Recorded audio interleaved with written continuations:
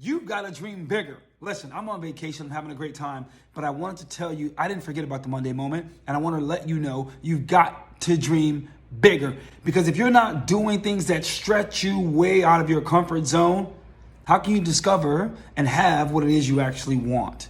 What do you mean? Well, I'm going to tell you really quickly about this 50-mile race that I ran several years ago. Let me be short. I'm not saying it for bragging points because it took me 11 hours to run the 50-mile race. But the reason I ran a 50-mile race is because I had gotten to a point in my life where I was stuck. I was running. If that's stuck, then whatever it is. I ran a few marathons and I'd been successful with them. But then I got to a point where I plateaued and I had a couple of injuries that pulled me back and didn't allow me to excel 2 years in a row. I was frustrated. I saw a pattern. And so I've been listening to someone who told me you need to change your diet. And I've been reading about changing my running style. And I did both of those things. And then I decided, let me take on a 50-mile marathon. Not because I wanted to be so cool, although I like being cool, but because I needed to prove to myself that I could exceed and go beyond something that I would have never imagined, never dreamed of, never desired, so that I would never be stuck. I don't know how many of you know about the bald eagle, but the bald eagle, what it does to extend its life by 30 years is that when it gets older, its beak gets a little bit too long. It gets bent from being used so much.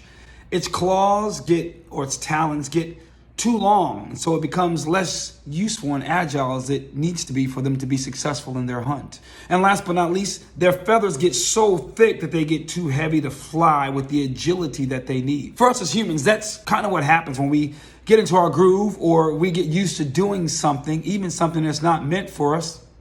Hello, I'm talking to you. Something that's not meant for us, we do it so long that we continue to delay what is because we've gotten comfortable. But the bald eagle, instead of getting comfortable, the bald eagle decides, I'm not dying. It's too early for me to die. It's too early for me to surrender and watch myself decay. The eagle instead goes way up into the mountain to find its nest or create a nest way up in the mountains. The first thing it does is it breaks its beak. Now, I would imagine that's pretty painful, wouldn't you?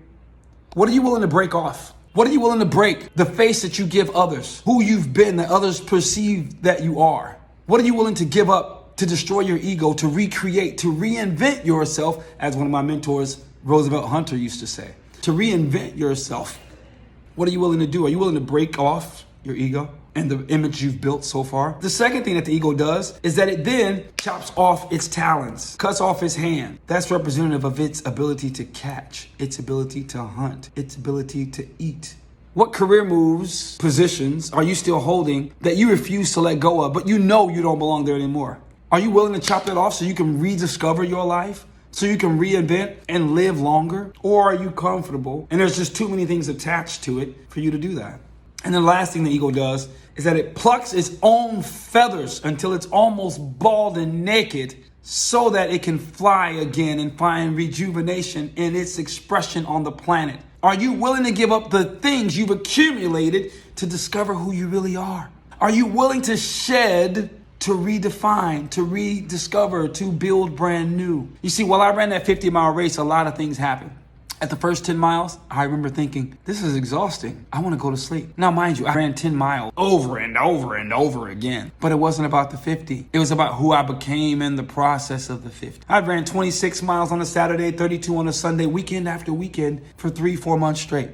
Because there was something that had to come out of me. I had to discover a brand new me. Are you willing to pluck your own feathers to discover a brand new you? You see, here's the thing that's inevitable. You're going to die. I'm going to die. It's just what it is. But many of us die long before the funeral ever shows up. I just want to encourage you. In order to really rediscover who you are, oh, and by the way, there's not just one you. There's an evolving you. In order to discover the next phase of life for you, you've got to be willing to break face with your ego. You've got to be willing to stop earning the way you've always earned and perhaps learn something new. That doesn't mean go broke, or does it? Just depends on who you are. And you gotta be willing to shed yourself of the things that keep you from becoming the person you actually are. This is the Monday moment. I gotta get back to vacation. Oh, by the way, if you're looking for someone to come speak at your company and inspire and motivate your people and move them into the next phase, talk to me. Peace.